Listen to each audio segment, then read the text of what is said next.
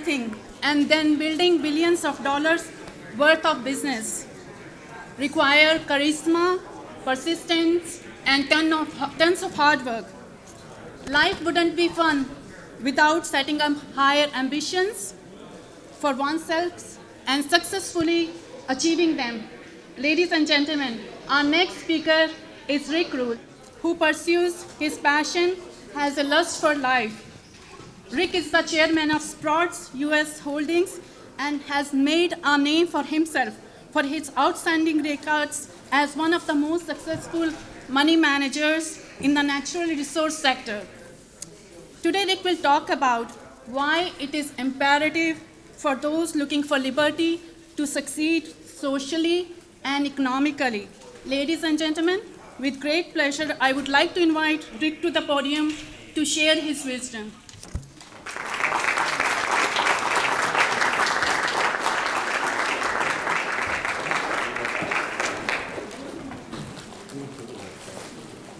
Thank you, Rajni.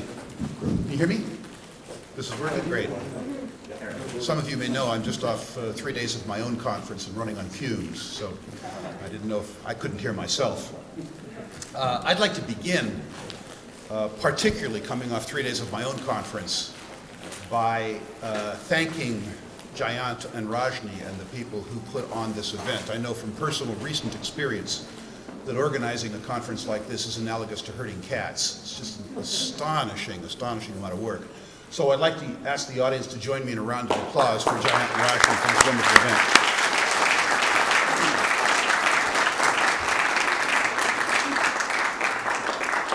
Having been polite, however, I'm going to suggest that they mistitled my speech. It would be improper of me to suggest that my ideas with regards to spreading the liberty message via personal success were an imperative to anybody. It's only a suggestion.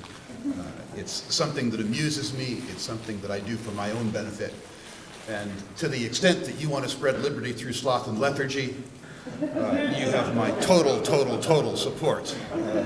As Doug would say, Hail Eris, the goddess of chaos. She's our best friend. I'd also like to acknowledge at the beginning of this talk two people in the room who have taught me wonderful lessons about spreading liberty through being liberty. One would be Doug Casey, and I'll talk more about him, trying to butter him up before he interviews me at the end of the day. And the second is my wife, Bonnie Rule, who really taught me a lot about the less esoteric parts of liberty and the fact that you have to be what you're suggesting other people become. If she were ever on the podium, she would tell you that I have a lot of work to do with regards to accomplishing those goals. But I think even she would acknowledge my halting efforts over 3 decades to become a better person, and the consequence of that being a better libertarian. The nature of my talk, we're going to talk about several points. We are going to talk about, first of all, that too many liberty-minded people use the system, use the state, use society as an excuse to fail. I didn't accomplish my goal because that fucking Obama, or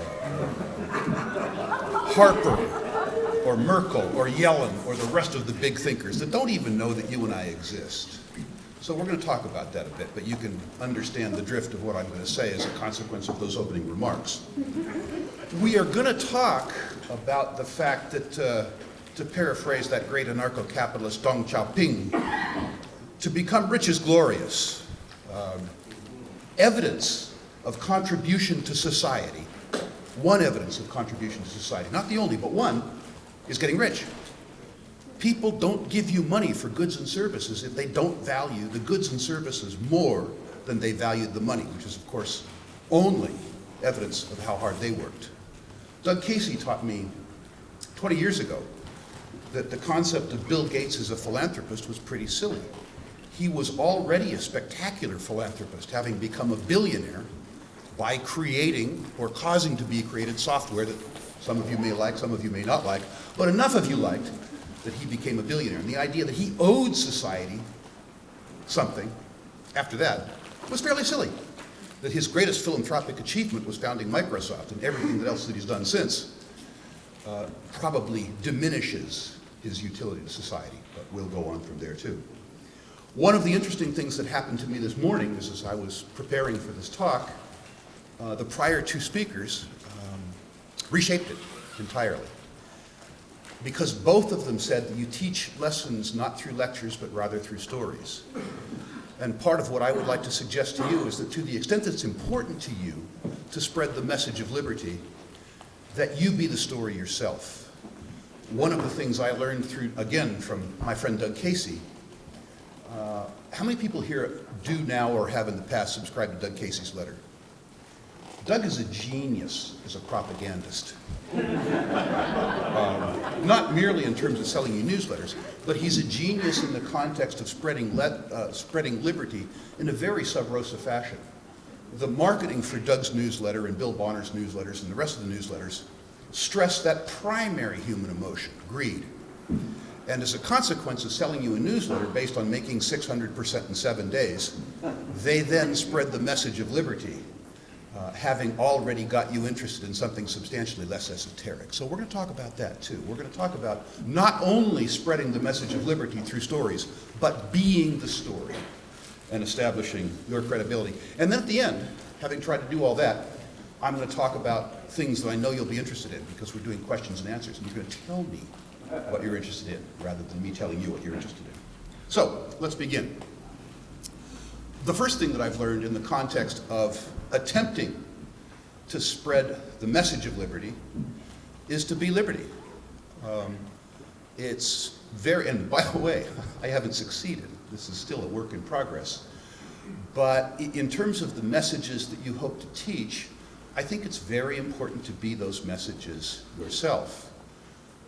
When Lawrence talked about Cicero as an example, it's very obvious to me that the institution that he runs and he himself have been shaped substantially by the messages that he is trying to impart. It's not good enough to be the teacher. You have to be the lesson, I think. You very, very, very much have to be the lesson. And that's the context that I'd like you to take this talk in. If your message, and my message has always been financial, if your message is financial, or if your message is education, or your message is whatever your message is, be it. Truly be it. And in that, I'd like to get to the first part of my talk. How many people were here for this conference last year? Okay. You'll remember that last year my topic sentence was, I was talking more about investments then, which was more familiar ground with me, frankly. My message then was that for all the risks that one faced in education, and I would say today, by extension, all of the risks that you face in life, the greatest risks that any of you face are conveniently located immediately to the left of your right ear and immediately to the right of your left ear. And as a human being, or as a lover of liberty, too many of us fall into the trap of blaming other people, or blaming institutions, or blaming society, or blaming government. However pernicious those institutions and however counterproductive those institutions might be for our failings. All of those institutions are there. All of those situations are there. In fact, life throws stuff at us consistently that is unfair. Next, it's unfair. What happens to you in that sense is beyond your control. Get over it. What matters is how you deal with it. I am confronted in my business with all the time, as an example, with suggestions that I'm engaged in a fruitless fight against the state, which is true, but particularly with regards to, quote, the great gold manipulation, a discussion that both Doug and I laugh about. People tell me that the gold price will never ascend as a consequence of a strange conspiracy on behalf of the Council of Foreign Relations, and the Trilateral Commission, and the International Jewish Conspiracy, and Goldman Sachs and the US government. You know, I spent a little time at Goldman Sachs, And I can tell you that those guys aren't long-term conspirators. Anything other than quarterly cash bonuses doesn't interest them in the least. The idea that they would be the masterminds of a 10-year conspiracy to depress the price of gold ignores Goldman Sachs.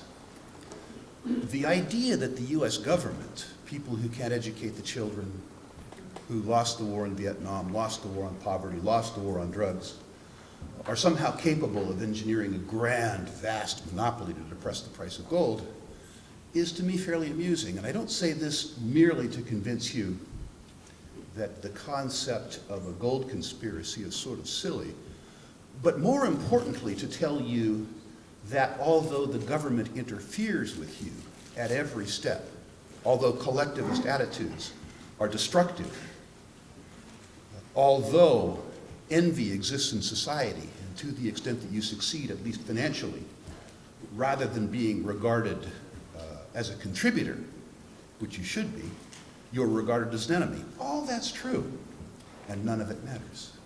Not a bit of it matters. All those are given. Your task isn't to whine about what's given, but rather to take. Rather to take. It's up to you to be a success. It's not the state's job to make you a success. It's not your neighbor's job to make you a success. It's your job to make you a success. And you are going to be a success in your own eyes if being a success to you means increasing the utility that you offer to other people. And that doesn't have to be financial utility. It can be in education. It can be in philanthropy. It can be in psychology. But it's very, very, very important at the outset, in terms of spreading the message of liberty, to be liberty. And in that context, it's very, very, very important that you succeed on your own terms and don't use the faults that you see around you, however obvious they may be, as an excuse for your own failure. This, by the way, isn't something that I set out to do 30 years ago. I had a much simpler goal. I simply wanted to be rich. I had the most primary of all human emotions, greed, larceny, also fear. I was afraid of being poor.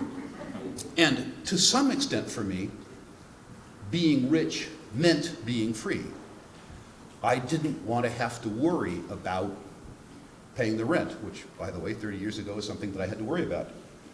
I didn't want to worry, as Doug Casey says, about that right side of the menu where they put the prices. Thank you for that, Doug. You've stolen several of my phrases. Turnabout is fair play.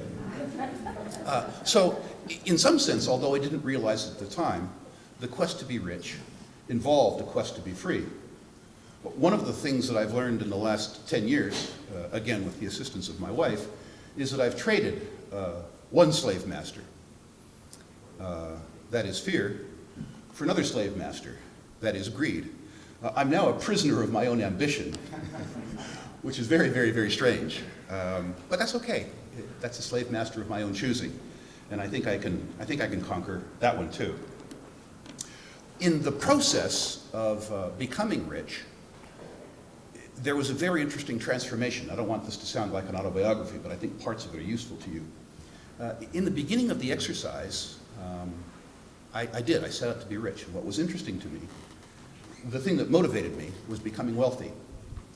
And when I stopped worrying about that, when I stopped thinking about it, when I started thinking about how I could deliver utility to my customers, when I understood that I really enjoyed the process, and what was fun to me was finance as a sort of a gigantic game of backgammon.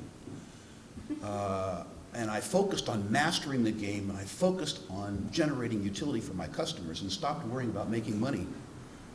I made tons of money. As soon as I stopped worrying about money, as soon as I started to understand that you make money by generating utility for other people, and by the way, you generate utility for other people by doing something that's so much fun and of so much interest to you that you can't not do it. As soon as I let those things come to me, as soon as I came to understand that the whole process of finance was more important to me than the product of finance, the product of finance began to pour into my pockets in amounts that had, to me, been incalculable, which is a very, very, very interesting lesson that I hope you all take to heart. I can't tell you what's important to you, and I can't tell you in the context of what's important to you how to achieve it.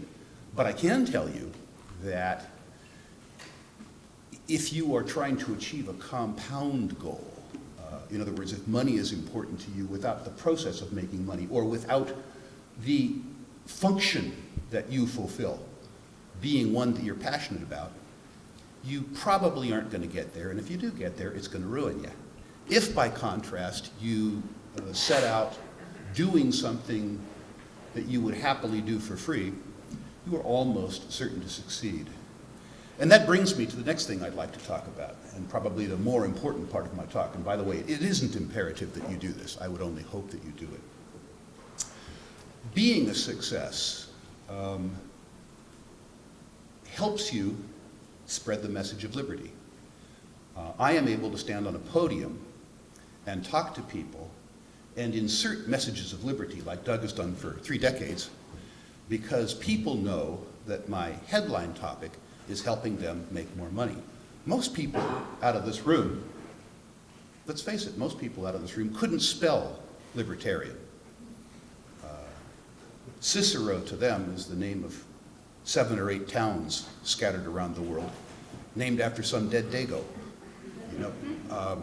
They don't care. Or if they do care, they don't know that they care.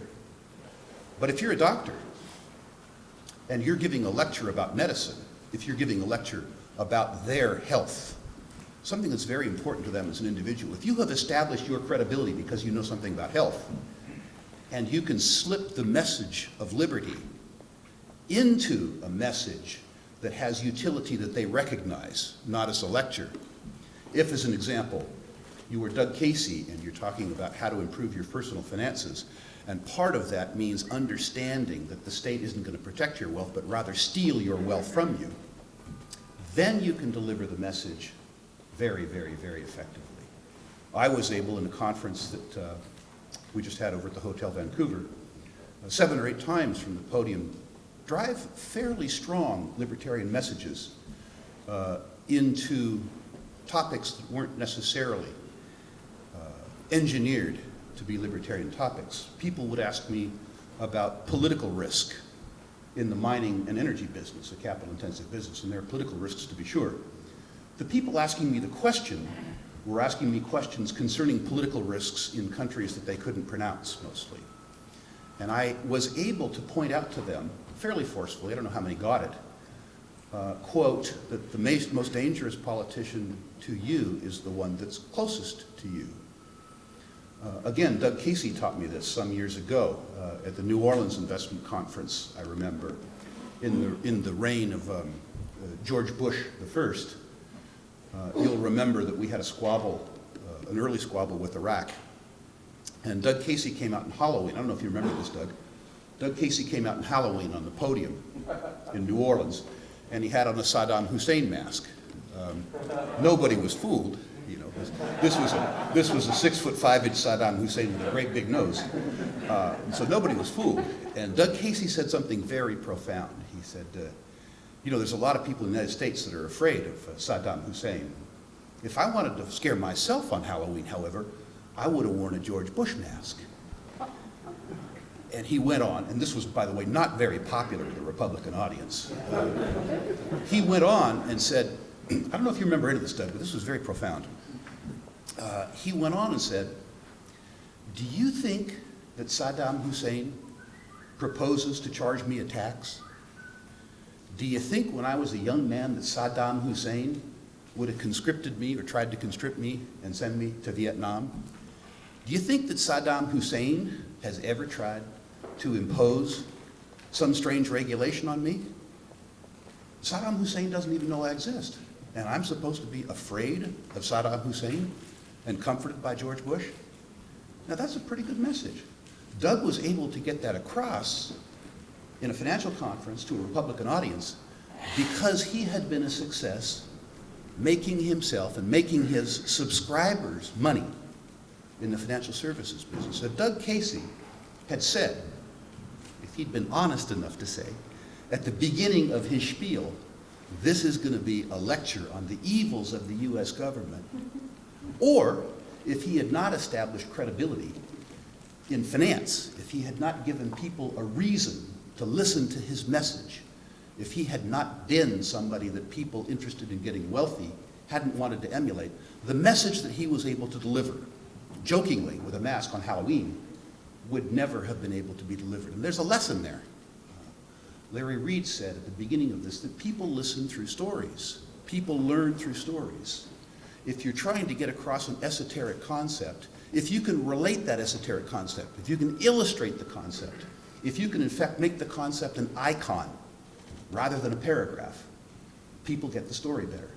Teaching lessons, liberty lessons or any other kind of lessons, through stories as opposed to through lectures, works better. And I have found myself, one of the things that's worked for me is being the story is very, very, very useful.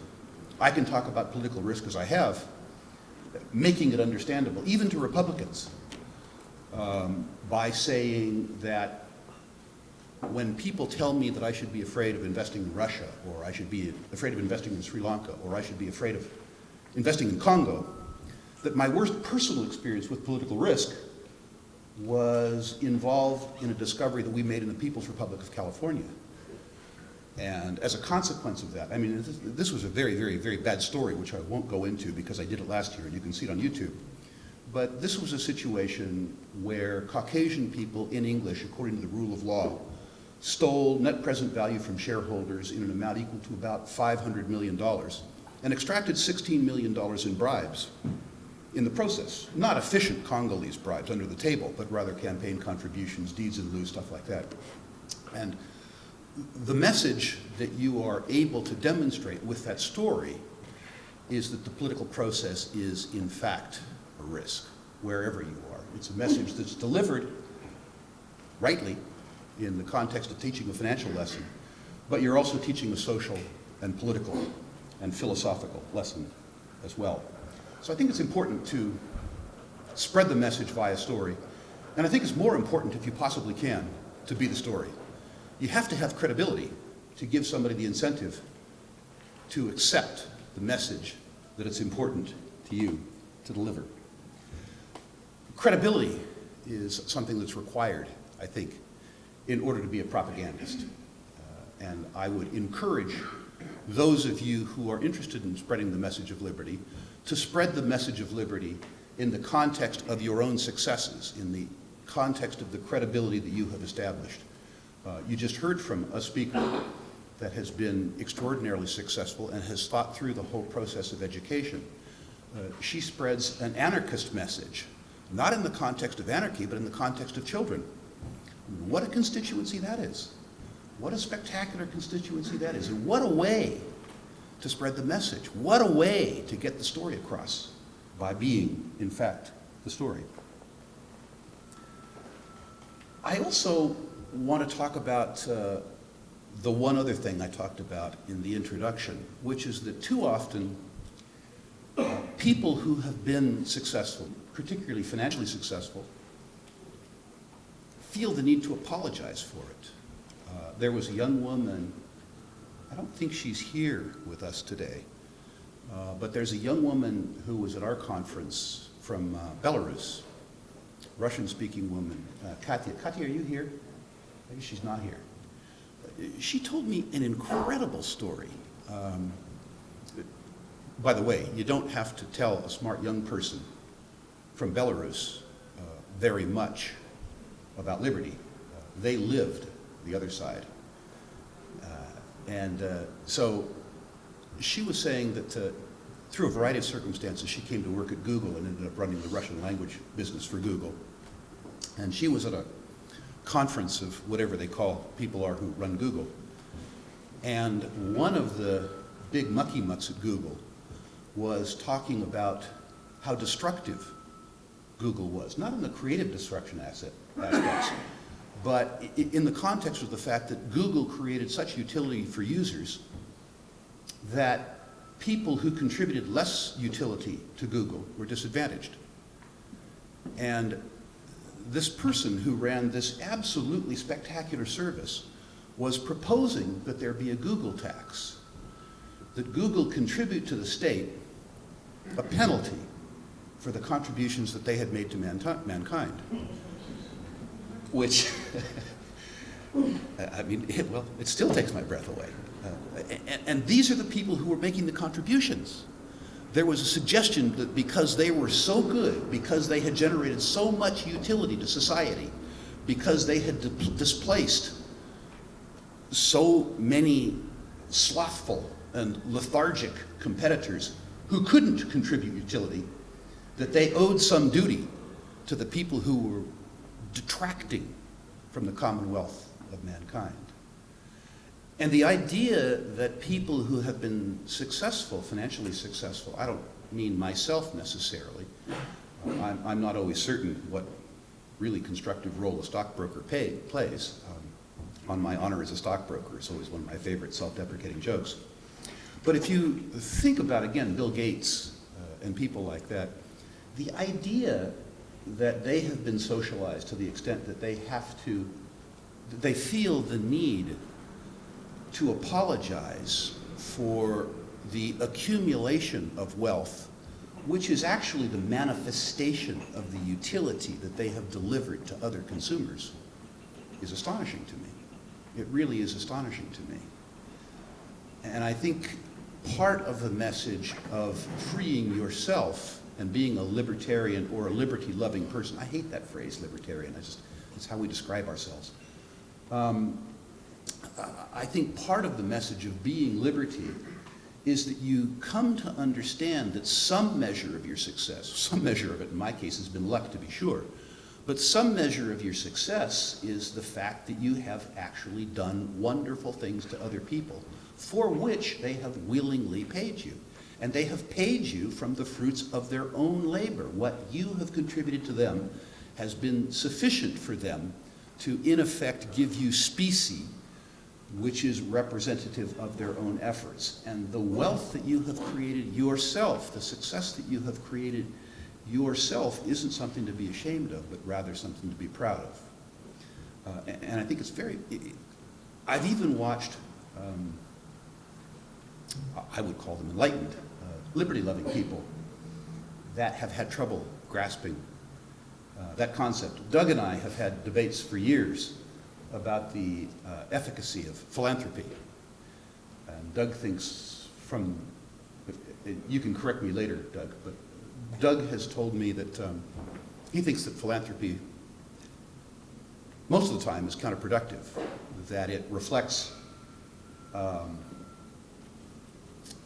would you say, guilt on the part of the giver, and it develops a dependency on the part of the taker, and that most philanthropists, rich people, would generate more good for society if the money they put in philanthropy they in fact put back into starting new businesses that generated more utility for society. And I think all that's right, but I'm philanthropic anyway. I can't help myself. Largely, I guess, because I can't find people who will do for profit what nonprofits attempt to do. And I think that's another really interesting topic, because I think actually, and I'm beating this to death because it's a theme that interests me right now, but I think that success is the greatest form of philanthropy.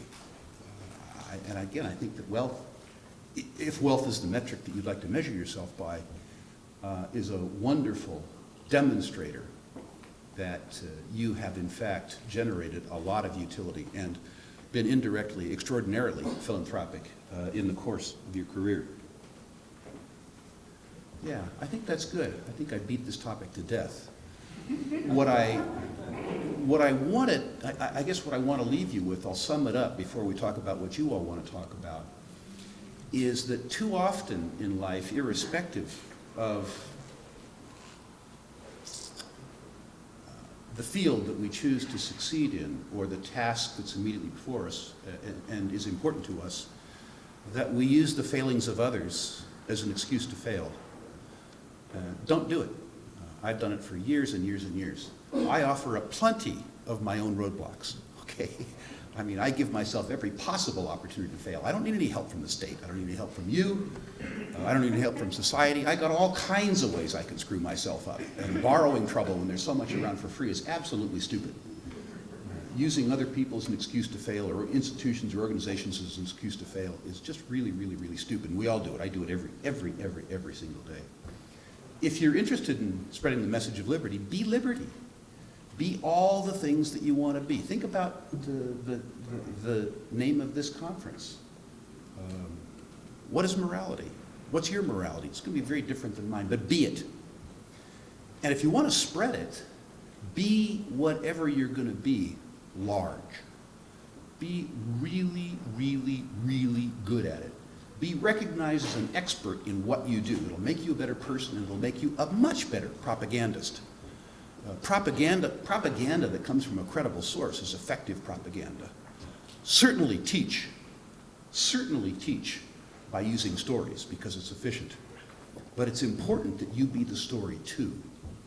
If the teacher is the story, the lesson becomes an icon, not a paragraph. Thank you, ladies and gentlemen. I hope this helps.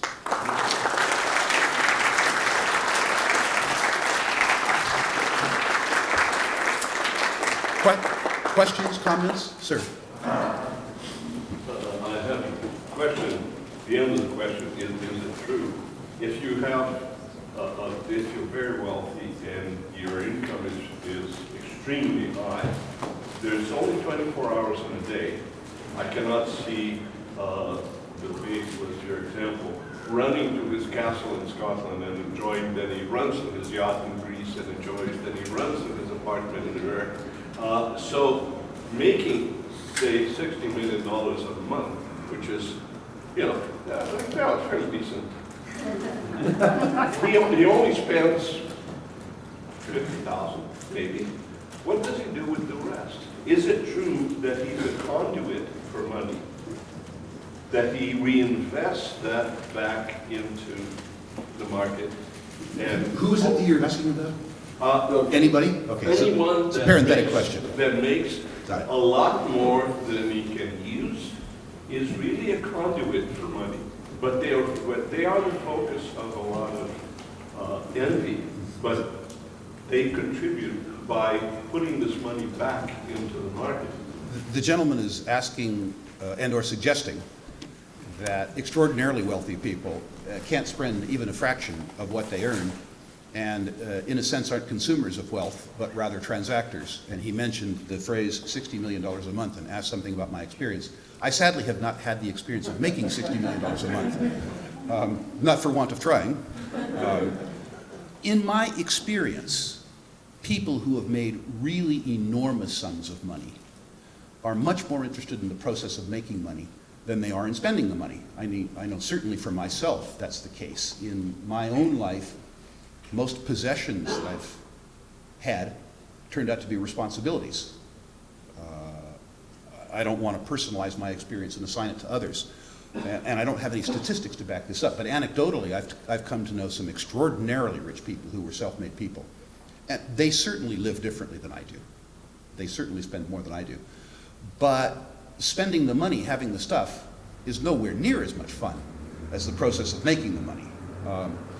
From my own point of view, while I think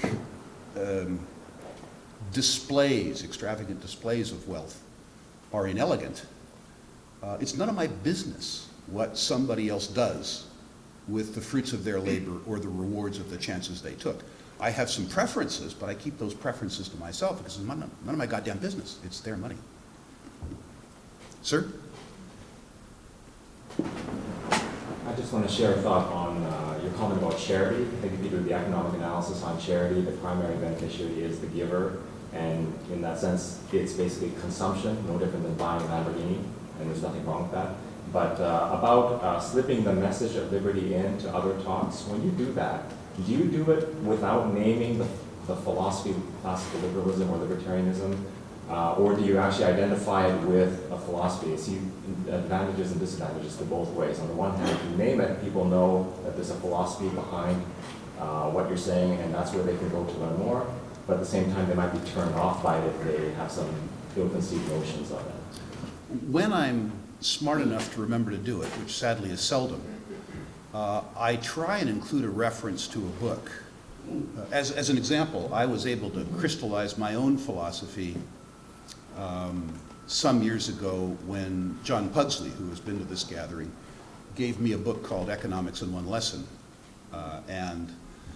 He, at that point in time, told me that I was a libertarian at that meeting. And I thought that libertarians were the Lyndon LaRouche people in airport lobbies that had signs about blowing up whales and hating Jane Fonda. And, you know, I thought Jane Fonda was a lot more fun than Lyndon LaRouche, and I sort of liked whales. And Pugsley, rather than engaging in an argument with me, sort of laughed, and he gave me this book, Economics in One Lesson. So to the extent that I can put the message in a palatable form to somebody and suggest further reading or further study, that's what I try to do when I'm smart enough to remember to do it, which isn't often, I'm afraid. Sir, Butler? Yeah, I've been so annoyed by the phrase that's become almost ingrained on the whole culture. It's time to give back to society. And when someone throws that at me, I turn it around and say, well, from what people did you steal? And I think if you can identify the people that you stole, you got from, I think giving it back to them would be an appropriate thing to do. Now, beyond that, what do you mean? And I wonder to what extent these types of ideas come from people who realize, at least subconsciously, that they have acquired so much of their wealth dishonestly. Government contracting, things of this sort. In other words, somebody governing purely the marketplace would be damn foolish to have the attitude that somehow or other I've been dishonest toward other people. But the person who's making millions, and I might add, by the way, that somebody had pointed out that the 5 richest counties in America, 4 of them surround Washington, D.C., tells you something about, or at least that way, people having some sort of For the benefit of the tape, which may or may not have picked up what Butler had to say, he suggested that some of the guilt that's apparent in wealthy people could be well-founded, in the sense that perhaps rather than purely contributing utility to generate wealth, they use the power of the state to get ahead. And that's occurred to me. As an example, the SEC, which I seldom think of, for those of you who don't know, that's the Securities and Exchange Commission, or Doug would say the Swindlers Encouragement Committee, at once creates obstacles to our business, the securities business, but at the same time contributes a misplaced public confidence in the securities system. Investors across the United States believe that they're being protected by the SEC, and as a consequence have much more confidence in the system. I can tell you firsthand that that confidence is ill-founded. But I probably am the beneficiary of the propaganda that the securities industry is safe as a consequence of the existence of these cops. And I do understand that the SEC represents barriers to entry, and they represent a confidence game that I'm an indirect beneficiary of. I still can't work up too much guilt about it, Butler, I gotta say. I wouldn't expect you to. But what about the firm that is manufacturing the bombers? I get it. If you made $1 billion as a shareholder of Lockheed or something like that, should you feel different? I think everybody's going to have to wrestle with themselves on that one. I have enough of my own failings that I'm not going to try and assign too much morality to other people. You're free to. You're an academic. You know about stuff like that. I'm a stockbroker. That's above my pay grade. Sir. I heard you say efficacy of philanthropy, a question that occurred a little bit closer to your line of work, merits of speculation, if you could speak briefly about that. The merits of speculation. I guess from a social point of view, people like me who are crazy enough to be on the fringes of the investment world are partially responsible for outlying successes, which is probably important. That isn't why I became a speculator. It was personal as opposed to social good. that made me a speculator. But if I had to defend what I do, I would probably say that mineral discoveries wouldn't be made, energy discoveries wouldn't be made, technologies wouldn't occur in the absence of people who were willing to take illogical risk in return for outsized reward. From the point of view of the practitioner, in addition to all that, it's a tremendous amount of fun. My background really is as a credit analyst, and I can't imagine myself spending the rest of my life studying bond indentures. I mean, I create them. But separate and apart from speculation's role in society, personally, two things have happened. They've made me a lot of money, and it's been a whale of a lot of fun. And if, in the context of that, I've been able to contribute to the material well-being, first of all, of my clients, to whom I owe my primary loyalty, but also to the greater good of mankind, that's great. Somebody over here? Adrian. Yeah, hi Rick. You and I are both in the same business. We deal with, ever-increasing rules and regulations that are stifling and expensive and sometimes counterproductive. People are always saying to me, Adrian, you need to pick your battles. And you'll recognize that, Rick. But I always remember the quote of Winston Churchill, who I know is not very popular in this audience, but never surrender. Never surrender. However big or small the issue, never surrender. So how do you deal with the issue of the conflict, really, between getting on with the business and being successful and, fighting the idiocy? I surrender continually. You do have to pick your fights, and if you take the state head on, that's committing suicide. It's truly committing suicide. So you have to balance what you can get away with. Just like speculation. I'm not sure I could win this battle, but the probability of my winning it relative to the reward if I did win it, the psychological reward is high. You yourself, I don't know if you care to share it with the crowd, but you yourself have something in your Form ADV, which if you were willing to share it with the crowd, I think is illustrative. Well, you'd have to do it because I can't remember the wording. A Form ADV is the form that you fill out with the regulators where you explain to them your criterion for doing business and selecting clients. And if you aren't willing to take everybody, you have to enumerate your exclusions and why. So perhaps, Adrian, you could share your exclusions with the crowd? Yeah, I just, in my ADV, I say we do not accept as clients anyone who works for the SEC, IRS, TSA, until they publicly apologize for their crimes against humanity.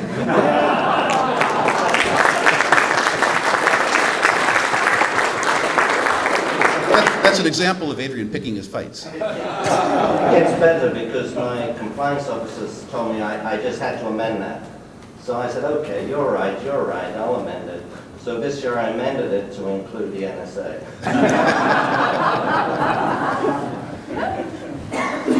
You'll notice I slipped your question, Adrian. I don't have it. I think you have a better answer than I. Other questions? Ladies and gentlemen, thanks for your. Oh, whoop. Yes, sir. Your opening statements started with basically people add value, and that value is what their original philanthropy is. And my question is, if you enjoy adding value, why not be philanthropic with the return from that value? That was my argument to Doug. The gentleman suggested in my original statement that I said that wealth was the accumulation of utility that you had generated for other people, and that was your basic philanthropy. His counterpoint was if you enjoy giving, and that was also the point made by the second questioner, that philanthropy, in fact, becomes a consumer good, that you don't do it for the beneficiary, you do it for yourself, which is right where I am. Now, I need to say that as a credit analyst, as an investor, as a speculator, the returns that I have gotten from philanthropy have been mixed at best. Have I got my money's worth? One of the things that I have learned is that I have become very good over time at making money and much less good at giving it away.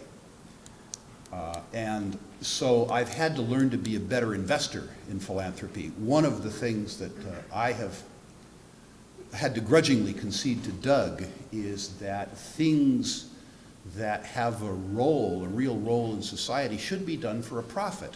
So as an example, while I've given to a wide range of liberty-oriented causes, this will sound like a commercial, which it is. There's a for-profit liberty organization called Liberty.me, which I've become much more interested in. And to the extent that I give money to libertarian causes in the future, there's going to be a hook. They got to do it through Liberty.me. Because at the end of the day, the feedback mechanism associated with doing something for profit is way, way, way, way, way better than any other feedback mechanism. The methodology for measuring success is much more tangible. And it's much, much, much more sustainable. That doesn't mean that I won't continue to give money away as a philanthropist. What I've learned is that to do that responsibly is really hard. And if I do it in the context of a profit-making organization, at least theoretically, a bunch of the work is going to be done by people who benefit too, not by me. And I think, and I'm working this through in my mind, I think that it is going to be easier to give away money, in effect, to be philanthropic through profit-making as opposed to non-profit entities. Yes? Trying to measure return, like rate of return on charity, sounds very Bill Gates-ish. I think what you do is you receive psychic profit or psychic revenue for your charity, which is different. You can't measure it numerically. And what you're doing with Liberty.me is an investment. That's what I thought 10 years ago. What I thought 10 years ago was that I got psychic benefit from giving away money. But the utilitarian in me, the efficient person in me, says that giving away money that's misused for a cause that's important to me is irresponsible and probably destructive. Without naming the name of the institution, there's a large institution involved in microcredit, which is a cause that's very close to both Bonnie and I. And these are spectacular people, and they do spectacular good works. And what we learned in the context of this is that in our experience with most philanthropies, the first order of business would seem to be to make the giver happy. They want you to go to these banquets. I'm already happy, okay? So forget about that. And I'm not going to give you any money if I got to go to a banquet, okay? But beyond that, the second line of business seems to be to create satisfaction for the employees of the philanthropy. So this particular microcredit organization, and as I say, I don't want to discredit them because I like them as people, reported performance metrics that were extraordinarily good because they kept changing the goalpost. X number of loans were performing because the definition of a performing loan was switched from a year to 2 years. When Bonnie and I and a couple of friends of ours took direct control of a micro-lending business, that is, when we operated the philanthropy ourselves, the performance difference between what we were able to do and what these very, very, very experienced philanthropists were able to do, we murdered them in a performance sense. And increasingly for me, the difficult part of philanthropy is doing it responsibly. And I have a sense, and Liberty.me will be a great test case for me, that I can offload a bunch of that work to people who do it for a benefit. If they screw it up, it'll just be like another penny stock failing, right? But I believe, you know, it's not like I haven't failed in investing, right? I believe that it is rational that the for-profit model is more sustainable than the non-profit model. And by the way, I'm going to keep giving away money, and I'm going to keep learning in philanthropy.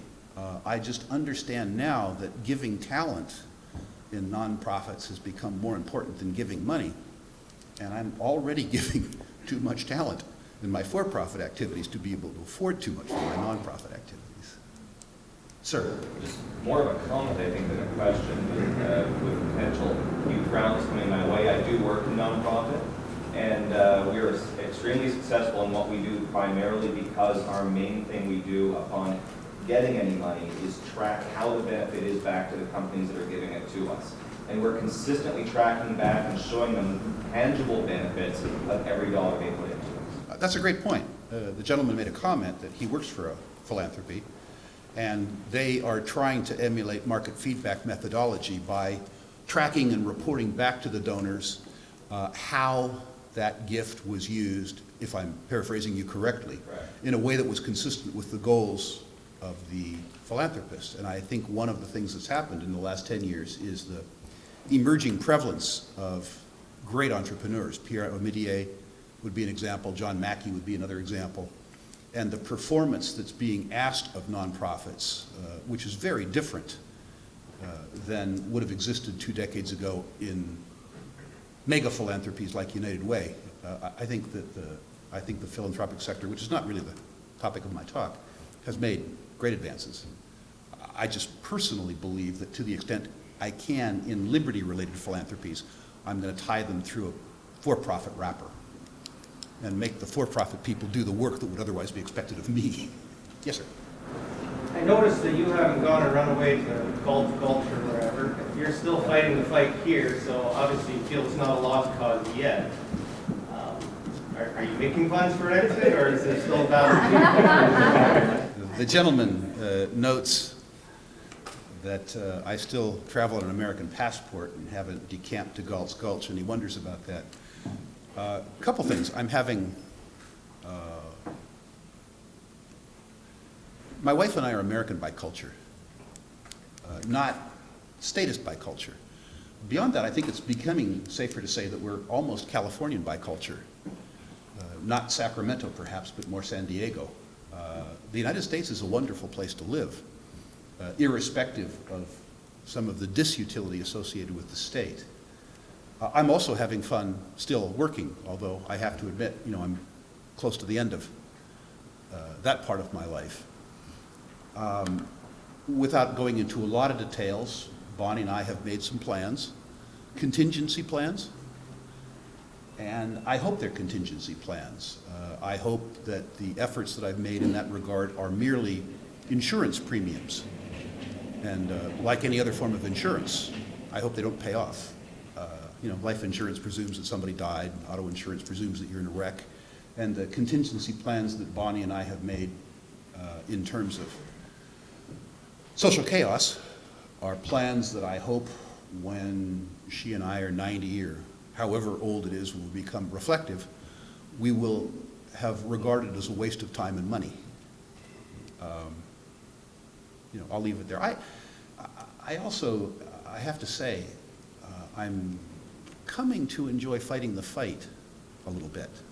And I guess I look at this young guy, I just said I don't have much time for nonprofits. I look at this young guy, Alex McCorbin, at Students for Liberty. This thing started, 8, 9 years ago? They had 5 or 6 kids in the Georgetown campus in Washington, D.C. They have 110,000 worldwide. It's difficult to be pessimistic when you look at that. And being part of that's nice. A little bit, it's nice. So maybe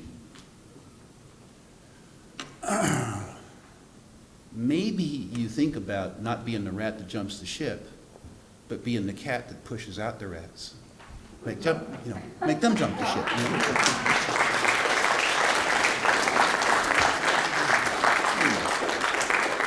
Being a stockbroker, I probably more closely resemble the rat than the cat. All of us can reform. Any more questions?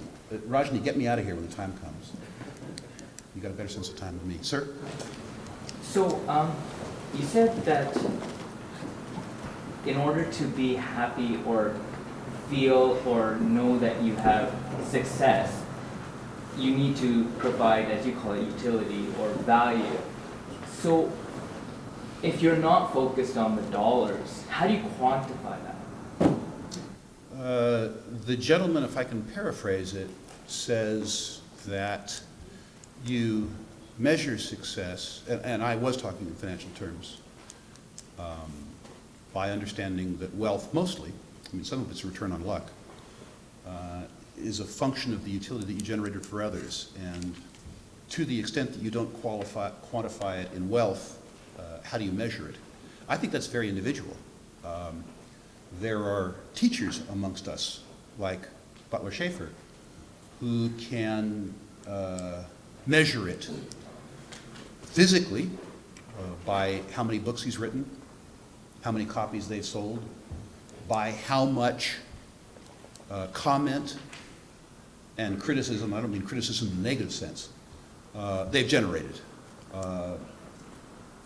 Lawrence Reed can measure his contribution by how much content there is at the Fee website, or by how many young people he and his organization has been able to introduce to the topic of liberty. I think there's lots and lots and lots of ways. I've focused my life in a very different way, and I think I have contributed in some way that's non-financial, but I've been so busy measuring the financial part that I haven't really worked out a methodology for myself to measure non-financial contributions. But I think people who are reflective can get some sort of gauge of, if you will, their gifts in that regard. I don't know what it is that you're passionate about, but I suspect that as time goes on and you build up a store of accomplishments, that those accomplishments will be apparent to you, and that you will be reminded of those contributions by people that have been benefited by you. I hope so. So I guess what you're saying is that as long as you continue down that path of continue to provide immense utility or value, then that should automatically start intrinsically coming out with that score or measurable result is. The gentleman, I think to paraphrase, says as long as you keep contributing utility, that the score should become apparent to you. You're probably treading on the grounds of philosophy or social science, and I'm neither of those. All I can say is I hope so. It was Rajni, by the way, that put imperative in my speech. I didn't put imperative. None of this is, just because I think it's cool, doesn't mean any of you have to do this. I hope you do. Yes. Do you think it's a wise choice? We're in business and providing value to people, to filter your clients down to people who also would use the value you're giving them for liberty instead of for other means? The gentleman asks, is it important to filter your clients down to your community? If you're defensive, as a self-defense mechanism, the answer to that is yes. Worldwide at Sprott, we have 250,000 clients, and we would like that to be 1 million clients in a while. And so obviously, that number isn't going to be even predominantly liberty-minded people. And I suspect that if part of the enjoyment that you get out of your life is spreading the message of liberty, that you do it better by spreading the message to those parts of the congregation that aren't the choir, that you do it, in fact, by expanding the congregation. I don't think you have any obligation to do that. It's probably also safer for you to limit your customer base to people who believe the same way you believe. But I don't think it's anywhere near as much fun. And to the extent that you're going to become an effective propagandist, I mean, you don't have to propagandize me. I'm here. The second part of that, and I hope Doug gives me the excuse in our conversation this afternoon to talk about that, is in the context of that, our community is our own worst enemy. We have all these idiotic internecine debates, anarchist, minarchist, anarcho-capitalist, libertarian, left libertarian, right libertarian. I mean, give me a break. We sound like a bunch of idiotic Marxists arguing over some really, really, really strange subparagraph in some text somewhere. The truth is, if the philosophical and human experience is a 360-degree sphere, what the differences between us are like 1/10 of 1 degree. The differences between all of us, however different our view of liberty might be, and the people across the street, or 2 buildings over at the Government of Canada. I mean, what are we fighting about? This is idiotic. Anyway, before Giant takes the hook to me, thank you very much.